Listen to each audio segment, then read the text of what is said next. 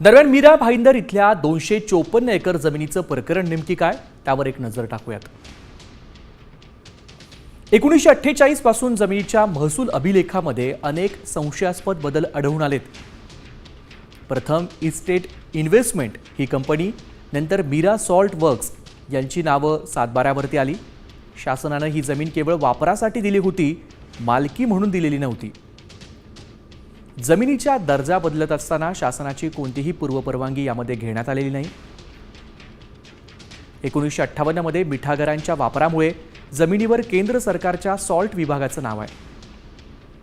तर 2002 मध्ये जिल्हाधिकाऱ्यांनी सखोल चौकशी अंती कंपनीचा दावा फेटाळला होता। जमीन शासनाकडे वर्ग करण्याचे देखील आदेश न्यायालयाने दिले होते। 30 एप्रिल 2026 रोजी मात्र हायकोर्टानं केंद्र सरकारचं अपील फेटाळलं। जमीन मीरा सॉल्ट वर्क्सच्या मालकीची असल्याचं हायकोर्टानं निकालात म्हटलं होतं। या निकालामुळे मूळच्या सरकारी जमिनीवर खाजगी डेव्हलपर्सचं नाव कायम राहण्याचा धोका निर्माण झाला।